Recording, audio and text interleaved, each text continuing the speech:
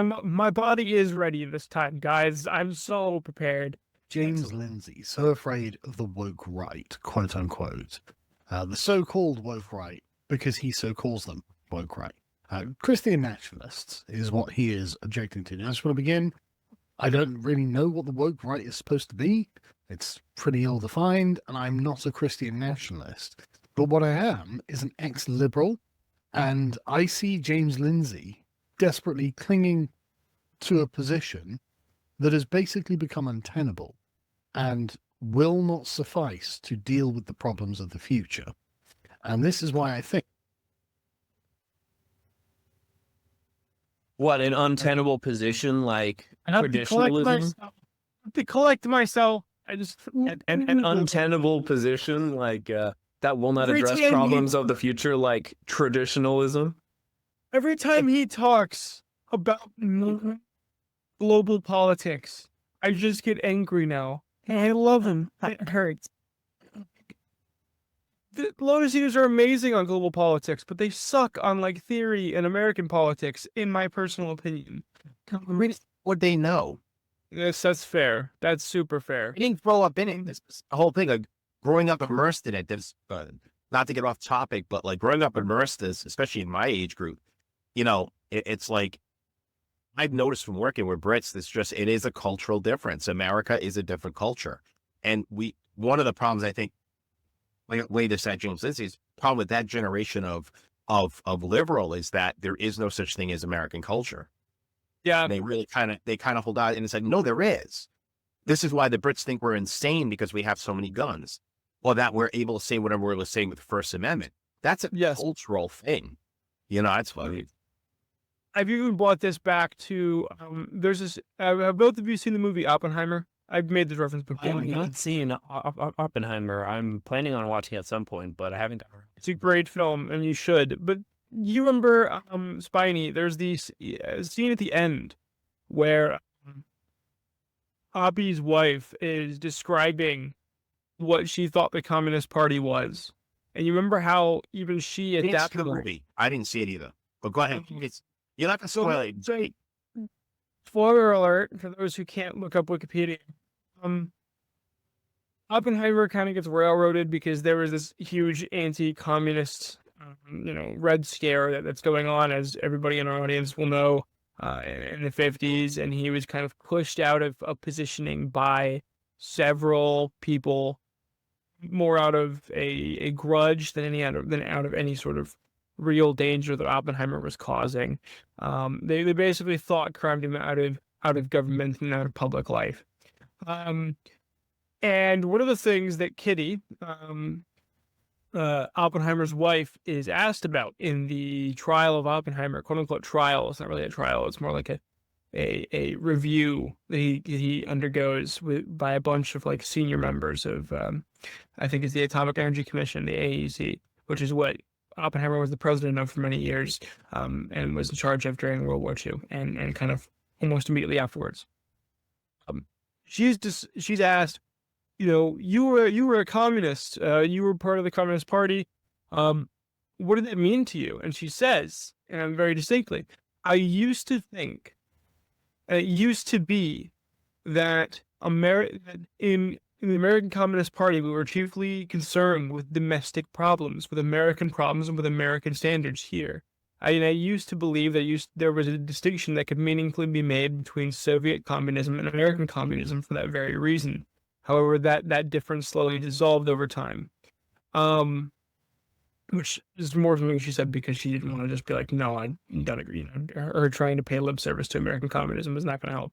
But even from like a left-wing context, the left-wing variants of ideologies that are Americanized are far different from what their European counterparts are, because there is a core inside of us, right-wing or left-wing, and growing up in America that makes our ideologies just vastly different from their European counterpart, because we grew up in a different culture and a different space, being told different things and understanding things very differently because of the environment we grew up in. I think that's what drives these divisions so often. And I even hear them and see them at conferences where people will kind of be aghast or flabbergasted by what an American says on the topic, if it's like or if it's like Americanized, because they just be like, well, you Americans in your guns, or you Americans in your private property, or you Americans in your, electoral systems. And it's like, well, yes, that's because we grew up here. That's because we think this way because of how we are as people. You know what I mean? It's these kind of thoughts. Yeah, and being an American, well, being a grown-up American does come with a whole fundamental. My personal opinion, I think I'm much older than you guys, is that even with James Lindsay, I think one of the things I was going to mention in all this was the fact that, right now we're talking about in politics, the Department of Education, and, what might be happening to that in the near future. And I grew up before I went most of my education before the Department of Education existed. Right. And James Lindsay, I looked him up. He didn't graduate. He graduated from high school in 1997. And it's like there was at least 17 years of the Department of Education affecting what Americans thought. So there is a distinction to me between being brought up in an educational system pre Department of Education and post Department of Education. I think a lot of it has to do with Howard Zinn in the book that he wrote, which has become like a Bible. And I grew up, a lot of my education, a lot of my upbringing, like sort of demi-boomer, it's different. And it is to me, that the America feels very different now than the America I grew up. And so when we talk about, like, when Sargon talks about traditionalism, when I say I don't know, I can give you a specific thing of what I mean. I don't know if Sargon can or does when he talks about England, because my recollection of it, or my idea, doesn't extend back to like the Middle Ages. It extends back to a certain time period in the country. And it's not necessarily the same as James. It's certainly not the same as millennials or Gen Z, where we are now, post 9/11. I mean, there are these massive changes have happened.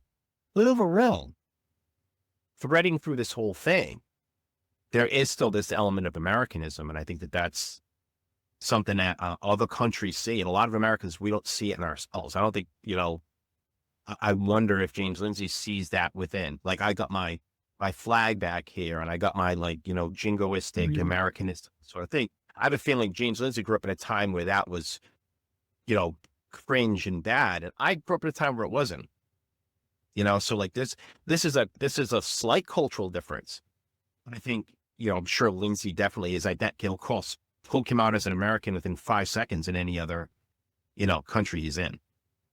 No, I actually want to stick with this for just one more second. I'm sorry, John. I know you want to get into my reaction to this, probably more than likely. I do have a question for both of you. I remember a long time ago, maybe 2 years ago now, I had a debate where we were discussing what it meant to be an American. And I remember distinctly saying that American, a similar sense to almost Englishman in the same way, is a very difficult term to properly define and put in a box and say that, like, X, Y, and Z makes you an American, X, Y, and Z makes you an Englishman. And why I said like Englishman and American specifically is because we're the most similar of the liberal countries that are really around, besides Canada, but nobody gives a damn about Canada. My point was that I think that very uniquely, the thing about becoming an Englishman or becoming an American, etc., is that our identity is based less off characteristic and more off ideals that we grow to hold and or grow to understand. Right? So if I say American, a lot of people will have, maybe like, guns, beer, sports, kind of like, pop up in their head. But in terms of like what an American looks like, for me anyway, it's very difficult to be like, if I say American and like picture something, I could picture anybody of any diverse group of races or, expressions, whatever, and be like, yeah, they're all Americans, because Americanism is a spirit more than it is an identity, if that makes sense. Are we in agreement about that, or do we understand what I'm saying by that? America is one of the only nations in the history of the world that was founded not merely based on the happenstance of a certain ethnicity being in a particular location, but rather it is a nation founded upon a philosophy an idea, right? America is fundamentally a philosophical entity. And so, in my view, to be an American, to truly be an American, uh, uh, essentially requires that you love liberty. It requires that you prefer individual autonomy over the peace that can be found in subservience and serfdom. Being an American involves a certain amount of affinity with the ideas as expressed in some of our founding documents, such as the American Declaration of Independence. To believe that whenever government becomes destructive to the ends of securing the rights and liberties of the people, it is their right and duty to alter and or abolish it. That is part of what it means to be an American. In this respect, I have essentially defined out of being an American any who seek to either establish or to bend the knee to absolute power. Such are not, in truth, my countrymen. Would we extend this, by the way? I made a further claim to this guy who I was debating that I actually did not care. I did not give a damn about what side of the political aisle that sort of behavior, that want for change, that desire to make the world as you not see fit, but that desire to rebel, I said, is a very beautiful American spirit. And I actually saw a lot of, maybe you would disagree with this, John, but I saw a lot of what it meant to be an American, even in the people that we most likely cringe at nowadays, because of the fact that there is a spirit within them to make change and to stand up to what they perceive as oppression or being wrong, or being wronged, even if they are incorrect about it. It's still a uniquely American thing. I still find that attitude beautiful, even if I disagree with their use of it. Well, I mean, the way I see it is, it's somewhat of a philosophical spirit, right? Someone can be wrong about the facts of the matter. Someone can be delusional, but as long as their motivation is still one of, at least as long as they believe that they are trying to achieve liberty. Now, that doesn't make them right. That doesn't even make them, on my side. But what that does mean, though, is that at least they're driven in some way. They're motivated by the ideas of freedom, by the ideas of individual autonomy. This actually reminds me of a spat I got into with some people on Facebook a little while ago, where basically some Facebook page posted a picture of a transgender crocodile trampling upon the snake from the Gadsden flag, right? And I looked at this and I was like, well, the snake is a symbol of freedom. Are you saying that you're against freedom? And I got like tons and tons of replies. People being like, no, it's not a symbol of freedom anymore. It's a symbol of fascism. It's a symbol of evil. But one thing I noticed, though, is that one of those people, they asked, okay, is this better? And then they had the snake sort of coiled in the shape of a uterus, which is kind of cringe, right? But also, at the same time, I liked that photo, right? I gave it my little Facebook mark of approval. And the reason for that is because that one person decided, okay, you know what? I will speak the language of liberty. At the very least, I'll give lip service to the idea that freedom is my motivator for my political views, right? And I think that is far more American, even if I disagree with the person. It's far more American than just be like, well, fuck your freedom. Fuck freedom in general. It's like, that's very much of a pre-Enlightenment or a quote post-Enlightenment perspective. It's like, oh, well, freedom doesn't fucking matter. Freedom's just like a personal feeling. It's, if your motivation is freedom, then in my view, you're far more American in my books than the slaves from other nations who speak not nicely and who rightly or I guess in their mind rightly judge us Americans as being lunatics for loving our freedom so much for fear that their masters might hear them saying something wrong. So. I would just add just briefly on this topic is, yeah, I think rugged individualism is probably an important part of it. That sort of cowboy individualism, make your own mark, go out, scroll someplace and not be dependent on too much on the superstructure. That's kind of an innate quality.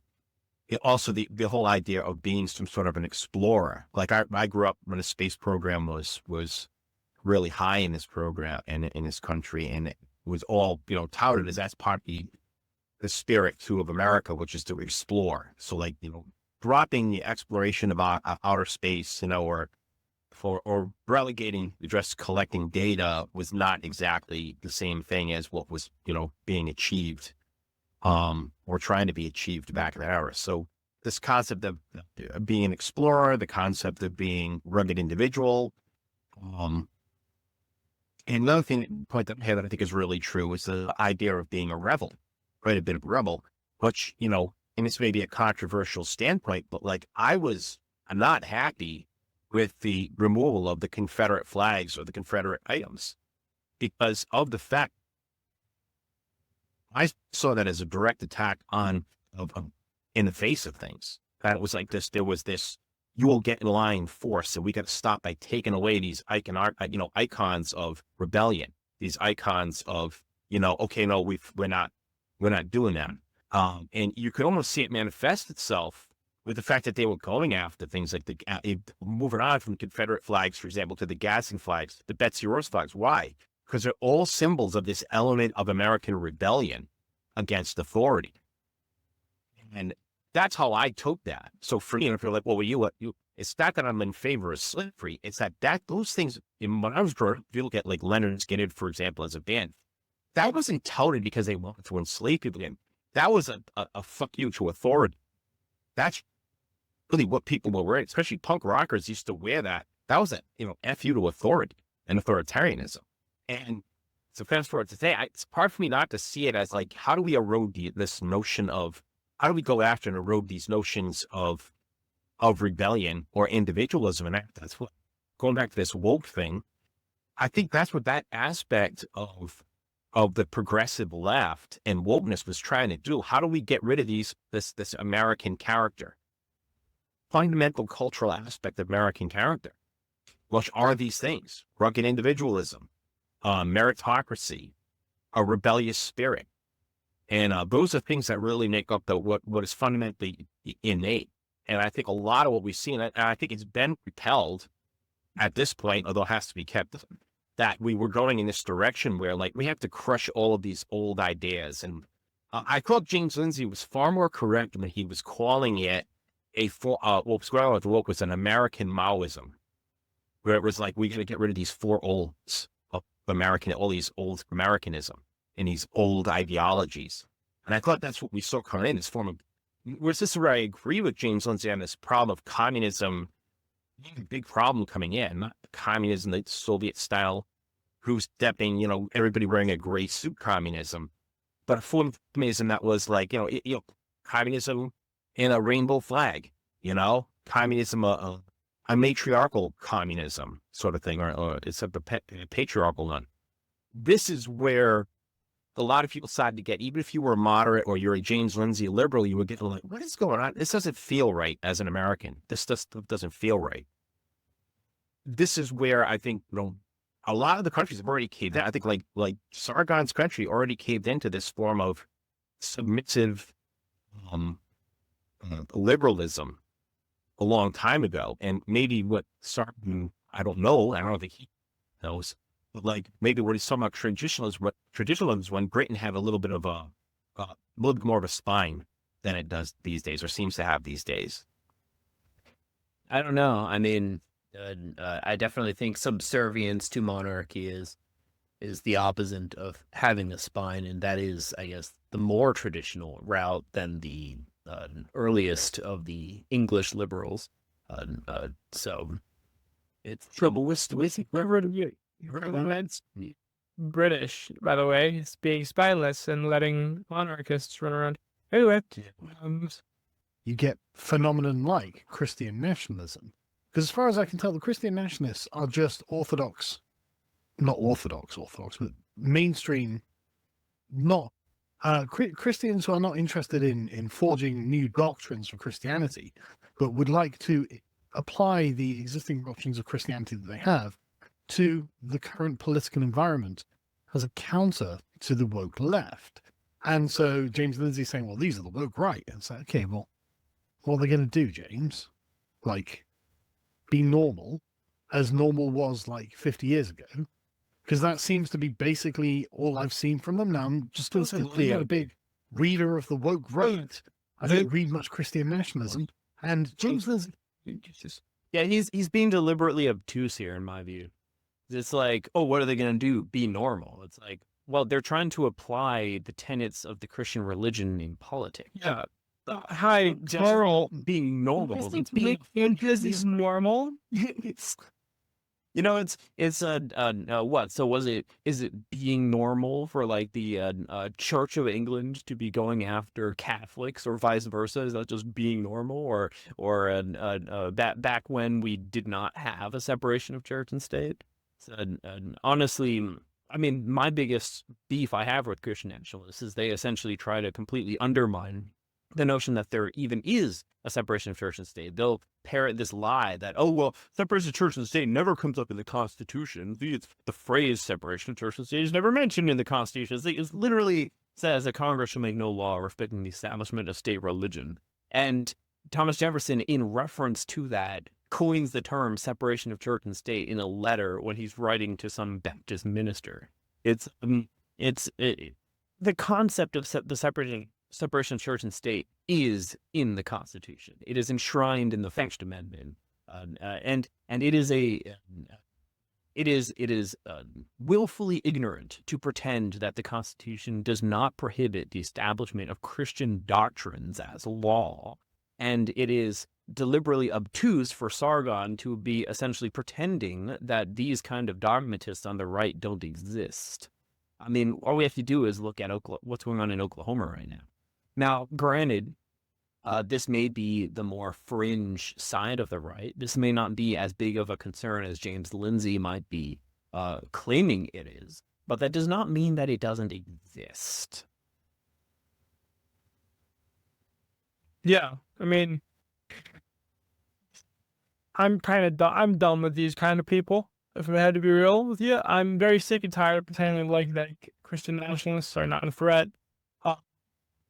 I'm very sick and tired of acting like Anna Fronig was actually a person we cared very, very, very much for, and she's a staunch Christian. She's not a Christian nationalist, but she was saying, what's the plan? They're not doing anything. And I was like, yeah, but they're gaining steam and they're gaining political favor and they're gaining political power slowly over time. And that, by definition, means that they will become a problem. And he said, yeah, but they're not right now. So, like, who cares? No one's saying that. Or no one's doing that. And it's just like, okay. You know what I mean?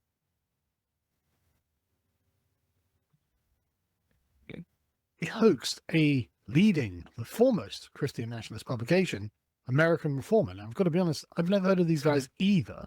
So, no shade to be thrown. Sorry, guys. I just wasn't really aware, at least not to the best of my knowledge.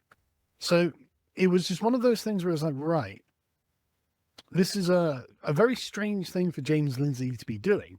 Because James Lindsay's got it's got something like 200 times, 20 times their following on Twitter. He is a much bigger personality than the American Reformer is. And so it was just a very strange thing that out of nowhere, James Lindsay is shining a spotlight on an obscure right-wing publication and saying, see guys, this is the so-called hoax 3.0.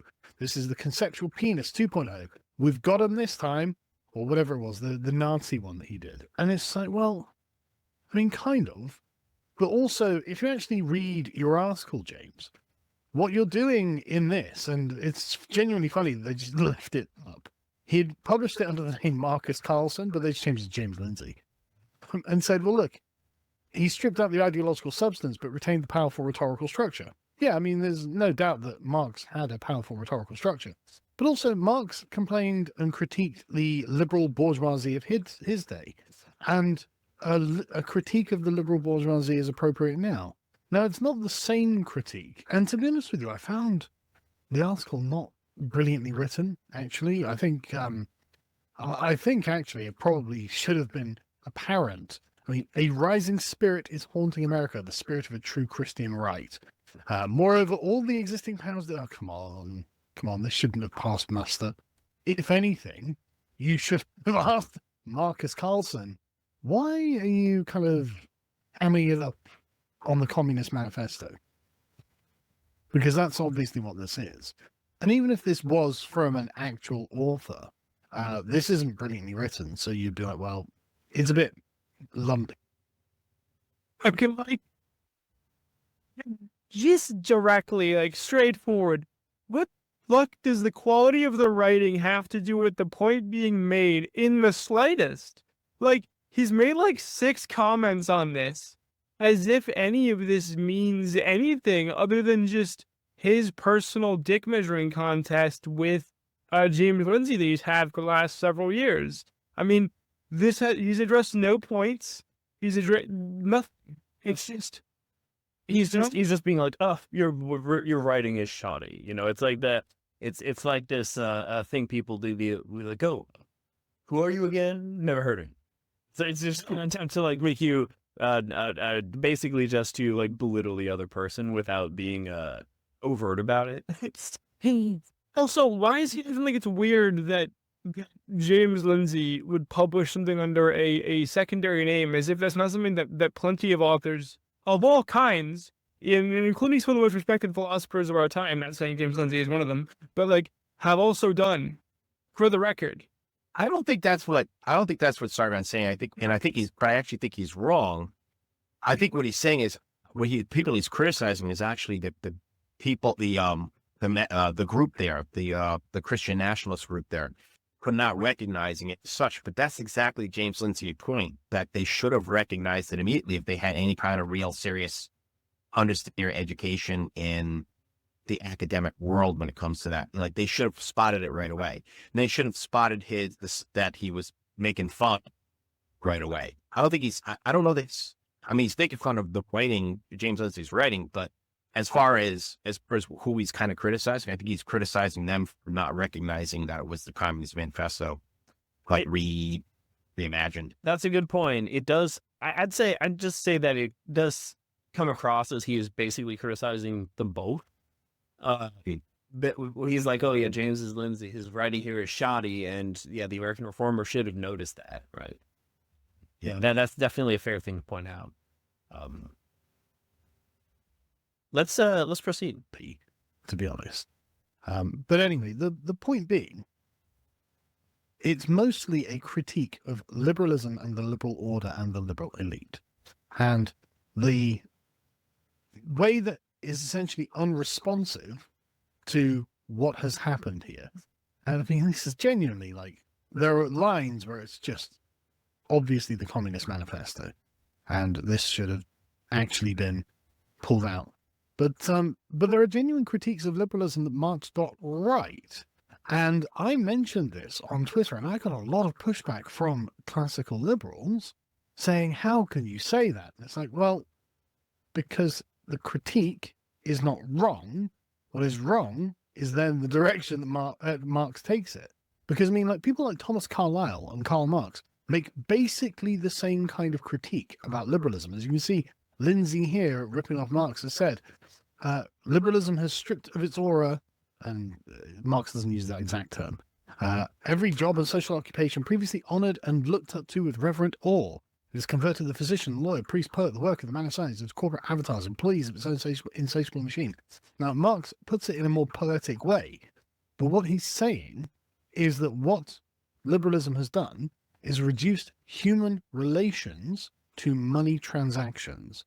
Liberalism has made it so that the moral content of human relations has been drained out into the purely material, and then the liberals have decided that actually the bourgeois revolution is sufficient, leaving, from the position of Marx and Engels, the dispossessed and propertyless proletarians as the essentially a slave class of these wealthy capitalists. And therefore, if it was acceptable for the bourgeoisie to have a revolution against the landed aristocracy and the king to seize power for themselves, and therefore if it was acceptable for the bourgeois townsmen to have the French Revolution against the landed aristocracy and the king so that they might be free, why is it not justified for the proletariat to do something very similar so they might be free? Let's pause the video. If, in fact... So, I mean, he's not considering the possibility that ultimately all human relationships are transactional in some form. You Randy. It's an exchange of value in some fashion or another. And if no value is exchanged, then what's the point of the interaction? Like, if the interaction is not beneficial, if the interaction is not beneficial, what's the fucking point? You know, you stripped the moral character of the interactions from it. It's like, well, what is this moral content that you're talking about? Like, what are you even talking about? Because in my view, there's nothing more moral than dealing with one another by reason, being willing to negotiate the terms of exchange, and foregoing the use of force in the interaction. Transactionalizing our interactions is far more moral than the only alternative, which is brute force. Because what other alternative is there?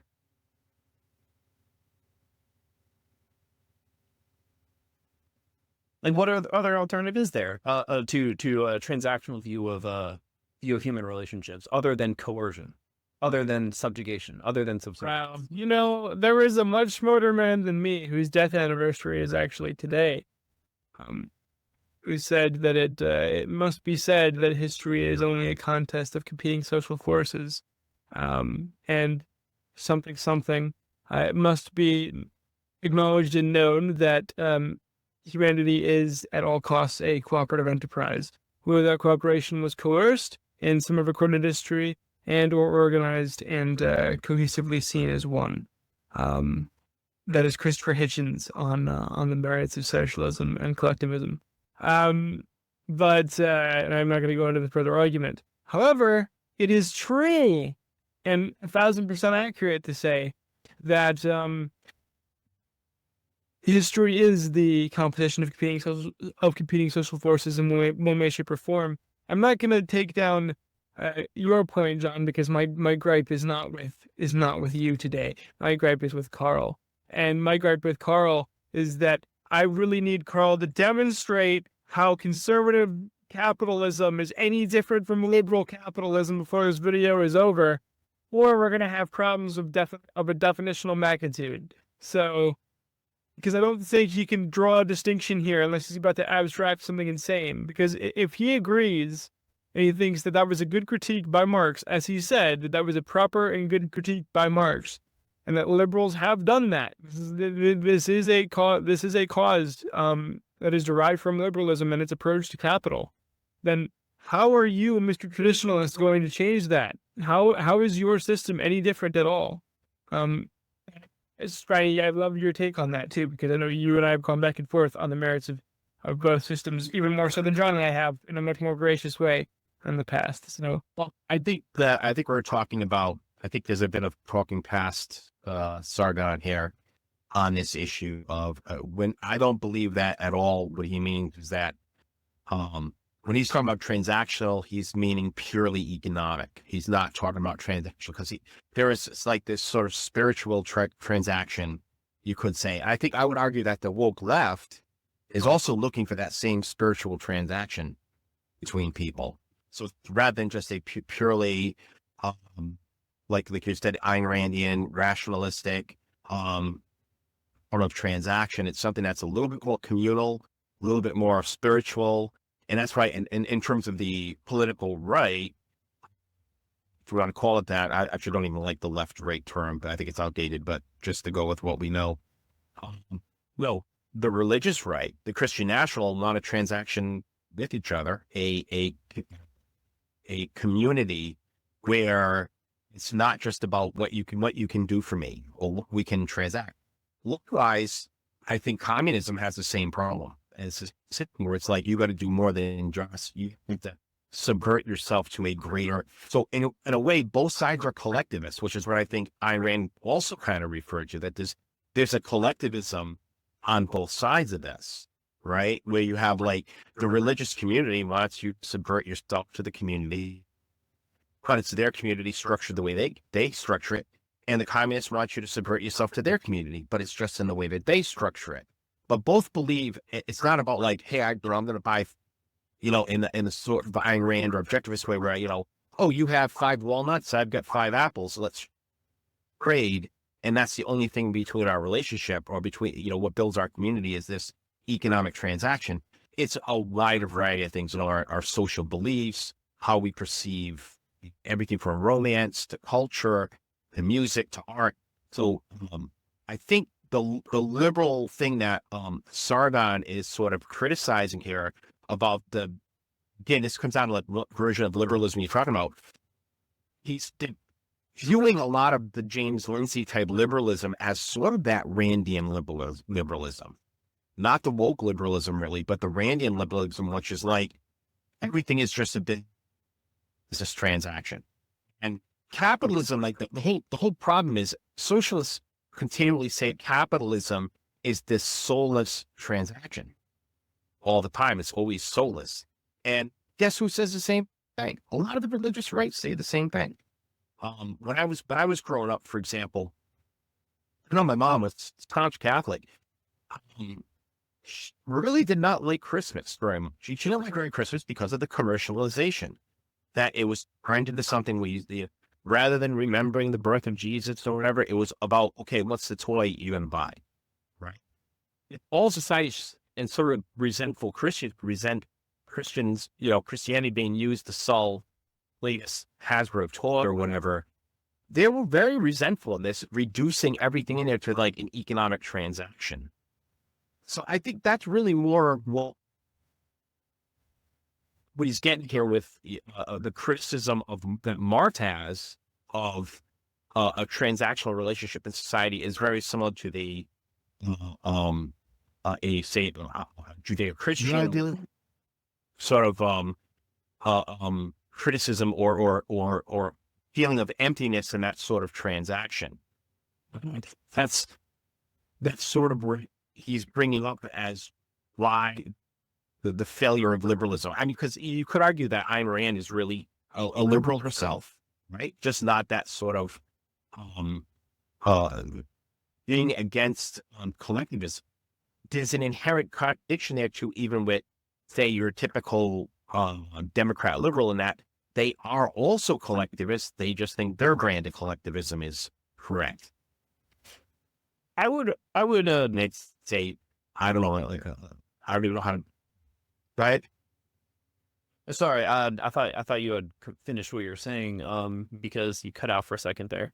I would contend that the generally those who argue that our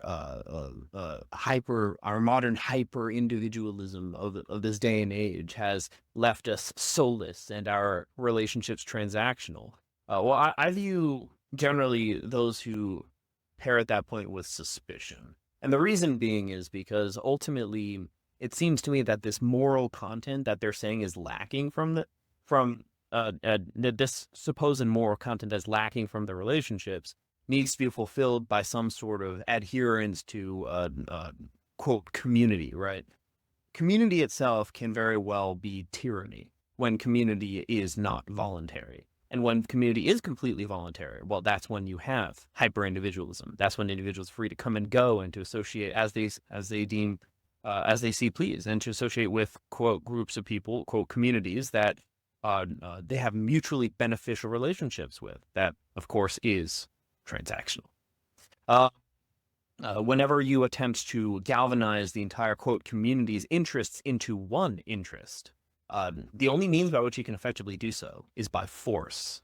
And so, again, the only alternative to human relationships being transactional, and that is being to mutual benefit, the only alternative is for there to be masters and slaves.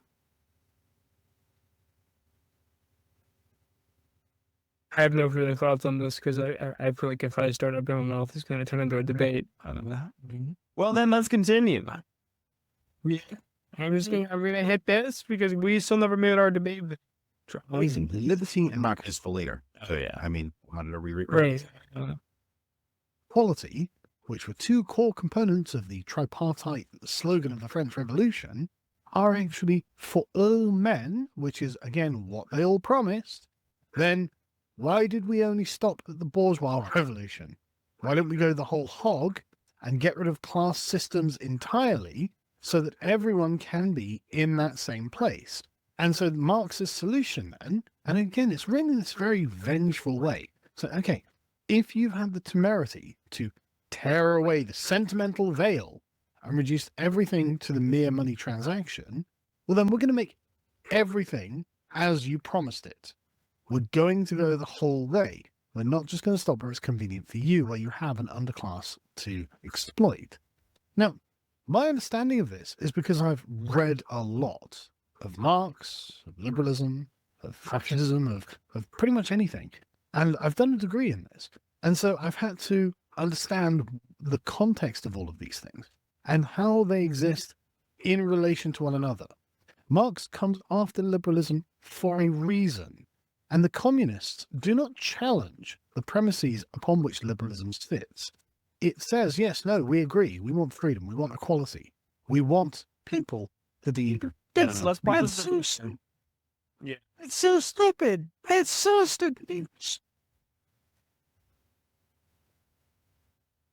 That is because in general, and I've made this point before, and I've heard people that are on the right make this point, so I don't want to be the only spokesperson for this.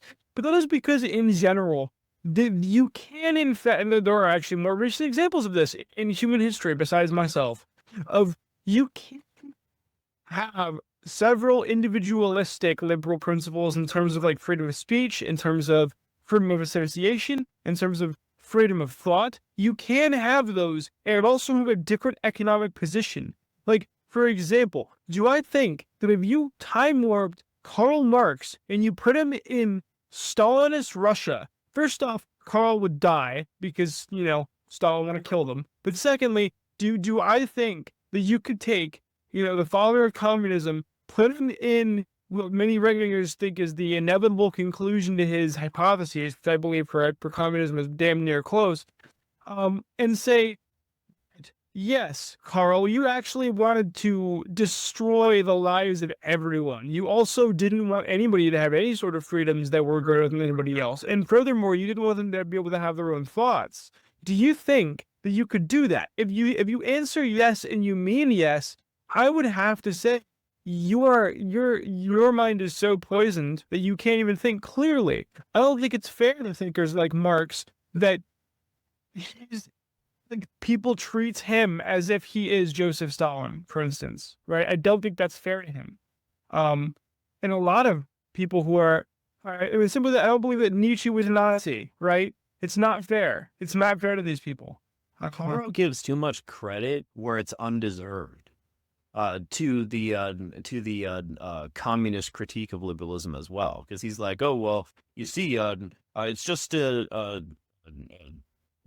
had your revolution and you overthrew the oppression of the aristocracy. Why can't we have our revolution? It's like it's a dramatic oversimplification. One, of the critique, but then two, of it's as Spiney was mentioning before, it was this assumption of a symmetry there, right?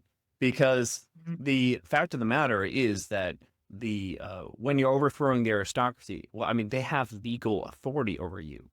The aristocracy, they have soldiers, they have guards that they can use to compel you and to rob you. Whereas in a free market society or in a quote liberal democracy like the United States, the rich don't literally own the poor. Like the working class can, like, those of us who are workers, we can choose to go and work for someone else. We're not bound to the land. We're not feudal serfs. We're not legally obligated to our liege lord. And so this assumption of symmetry is ridiculous. And unfortunately, Sargon likes to do this where he gives undue credit to the quote, for lack of a better word, leftist position that, oh, yes, well, their criticism of liberalism is that it doesn't go far enough and that liberalism on its own terms would naturally result in communism. It's like, no, that's not true at all. He's basically steelmanning the authoritarian leftist position in order to strawman the individualist libertarian liberal position. And I think I know the reason why he's doing this. And because honestly, Sargon is like really sounds like a third positionist to me, like a genuine fascist, in a lot of his viewpoints, right? He doesn't, and I know people have been calling him a fascist for years, right? Leftists have been accusing him of fascist for expressing liberal talking points, but a lot of this talk about the extraction of the moral character of our interactions with each other, a lot of this talk of how a lot of this really reeks of actual fascist philosophy. This idea of, oh, well, we're the true socialism, right? We're not the soulless materialist socialism of the left, or the soulless. I'm the true socialist, or the soulless capitalism of the right. No, we are creating a new national socialism, right? That's really what a lot of the stuff that Sargon has been saying recently kind of reminds me of, honestly. I mean, I don't think that Sargon's actually a third positionist. I think he's just so utterly black-pilled that he's kind of descending into madness. Well, third positionism is a form of madness, but now obviously I could be wrong. Maybe I'm guilty of what so many blue hairs in the past have been guilty of, which is just falsely slinging fascism here. But honestly, his rejection of liberalism reeks of a rejection of individualism, which is a rejection of individual liberty, right? And that is what matters to me, and that is what has really that's really what's concerned me about Sargon's philosophical direction in the last couple of years. Personally, it's been very, very difficult for me to like sit here and be like, I've made so many excuses for the man at this point. It's been very, very painful to sit here as a fan of his, and he is the reason why I called myself a classical liberal. It was never like Dave Rubin, the unanimous cretinous cuck. It was never him. It never would have been him. He was like a person who preferred me, and it really was Sargon who kind of shifted me from like they call it the alt-right, which was not the alt-right, but it was like the Paul Joseph Watson branch of like right-wing edginess, into like sort of more left-wing based politics, and into like a, hey, there is a kind of the burning the flag as part of free speech. Perhaps there be something that's so offensive or so wrong, like let's say destroying the statue of the Virgin Mary, does not mean that they shouldn't be able to do that at a protest, right? Things like that, the statue isn't their property. If it's someone else's property, that's just property damage. Yeah, but I'm saying if it's like theirs and they bring it and they throw it on the floor, right? That's not a thing you should be able to stop or that you should want to fight them for, stuff like that. And it's sad to see somebody who kind of started me down what the road to, I guess you could say, like true philosophical liberalism was, and then slowly into left-wing politics, I guess, now making these really strange connections and claims that I don't think are really concrete or founded anywhere. I don't know why he's doing it either. I don't know why he's doing it. It just doesn't make sense to me, because if you heard him talk about say again, Spiney, I have a very, very serious suspicion as to what's going on. Go for it. Which is basically that his country is becoming Islamified, and what he's seeing, and the other person who who sort of echoes this as Douglas Murray. And what they have seen is that the liberal world order, if you want to call it that or whatever, did not provide any defense at all from a separate radical religiosity, right? That it's actually quite in this multiculturalism rode on the back of liberalism, which is actually, not only is it like something that's a threat to say some, the Christian right or something like that, it's actually undermining Western civilization as a whole. If you listen to what they're arguing, they're putting that on liberalism, that there was this fundamental weakness in it that was incapable of defending. All it did was rot the interior of what held up the structures, and yet provided no defense for something else to come in and replace the structures. Yeah, that's fair. It would seem to me, however, that multiculturalism itself is not a necessary aspect of the liberal tradition. The kind of multiculturalism and the kind of liberalism embraced by Britain is, in my view, madness. But that's because the British, ever since Bentham wrote his screed about how the Declaration of Independence is philosophically inept, the British variant of liberalism has been anti-liberty since, in my view. I mean, for Benthamites, liberty itself is really nothing but a feeling of safety, right? Bentham did not recognize the existence of rights other than privileges granted by the state. In my view, English utilitarian ethical theory, ultimately informing English, quote, liberal political theory, dramatically departed from the philosophy of liberty with the rise and popularity of Benthamite philosophy. I think what's happening, though, is we're still attaching the notion of liberalism to something that is not a modern usage of liberalism. And what you're talking about there is exactly what I think Sargon is talking about.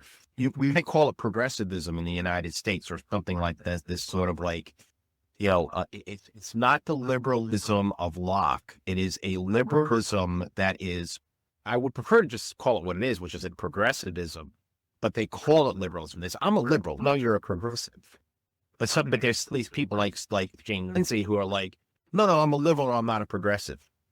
Oh no, you're actually advocating repeatedly for progressive things, but then saying, I want to maintain that that's what liberalism is, except where it goes too far.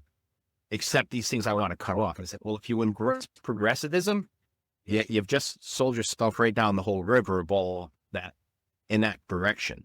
So Marx is critiquing, in my view, with liberalism, or the liberalism of his era, is this individualism.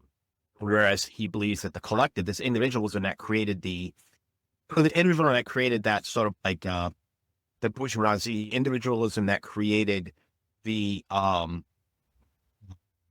wealth gap, if you will. All these are the masters and the slaves, the owners of industry and the serfs. Individualism that created that is what Marx is criticizing. But that form of liberalism, that's not the liberalism we talk about today, though, when we toss the word liberal out there. And I think there's this still major problem with a lack of definition of these terms when everybody's using. And I have the right prescription for what those terms are. But if you're, this is why I sort of agree with what you said in the past about like what's this line item? What are the line items of what you believe? What are the line items of this? What are we going to call, 10 line items? Does 8 out of 10 make you a liberal? Does 5 out of 10 make you a conservative? I mean, what are these line items of what this is? And I think this is one of the reasons I wanted to have this conversation, because I think that there's this element where all of these figureheads that we may have followed and listened to, I feel are talking past each other and creating their own definitions for words. And James Lindsay pretty much admitted, I'm creating this definition out of nothing. And then arguing about it. Well, I think we have to first have a cohesive definition for what these things Yes. are before we start debating what they It are. seems that there's a fundamental that there's a fundamental imprecision in the I'm an X or I'm a Y, I'm a liberal or I'm a conservative or so on and so forth. Because I mean, you could fit both definitions, and you could also fit neither simultaneously, depending on the definitions. It's far more precise to simply say, I believe in the sovereignty of the individual over his own mind. I believe that in the sovereignty of the individual over his own life, and that people, if they are sovereign over their own being, then what that means is that none other have a claim of ownership over them, and none have a right of to rule them, and that the only purpose of government, the only people who deserve to be governed, are those who are attempting to govern others. The murderer, the thief, the rapist, the slave, they're all guilty of the same crime, ultimately, the crime of attempting to govern another person.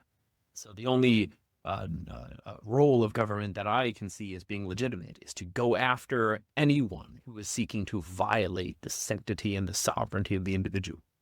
That is a far more ironclad way of, at least in my view, that's a far more ironclad way of defining your view than just being like, oh, I'm a liberal. I mean, I could narrow the definition and be like, I'm a Lockean. I'm a Lockean liberal. I'm not a Rousseauian. I'm not a Benthamite. I somewhat agree a little bit with John Stuart Mill, but not really all that much. I'm very much. Let the record, that is how people within the field of political science talk. I know, like, technically neither of you, and I'm not even like a political scientist, right? But that was my major. I was around the kids that thought this was a cool conversation. Like, this was my life for 5 years straight. Okay, that is how it is referred to. Are you a Rousseauian or are you a Lockean? That when you would ask, when you'd say I'm a liberal. So the people who know what they're talking about with this understand these distinctions. But you know what the funny thing is? Nobody in those fields who actually kind of studies it, even the leftists, none of them are like, no, you're not. You're just like, okay, okay, it makes sense. And what's funny, though, is that, as you mentioned, the people who know what they're talking about will be able to ask the question, all right, what kind of liberal are you? Are you a Rousseauian? Are you a Lockean? Are you a Benthamite? But then you have Sargon here being like, oh, but because Rousseau, we can therefore reject Lockean liberalism. Like, what? Like, he says this a little bit later in the video, too, which is just ridiculous to me. See, this kind of stuff is what annoys me, because people on the outside will think this stuff is autistic, right? But, like, this stuff right here, the distinction I just drew, is those are things people in politics should be discussing. Like, I mean, if you're Sargon, right? You're Carl, and you're talking to an audience of millions of people at this point, because his reach is well over 1 million people at this point. And you are doing this, right? It is within your prerogative to actually, especially if he says you got a degree in this, which I don't know what it is. I know you just recently graduated from college, so I assume it was probably in philosophy of politics. Right, if that's the case, then it is within your prerogative to expose the layman to the proper terminology and tell them what it is.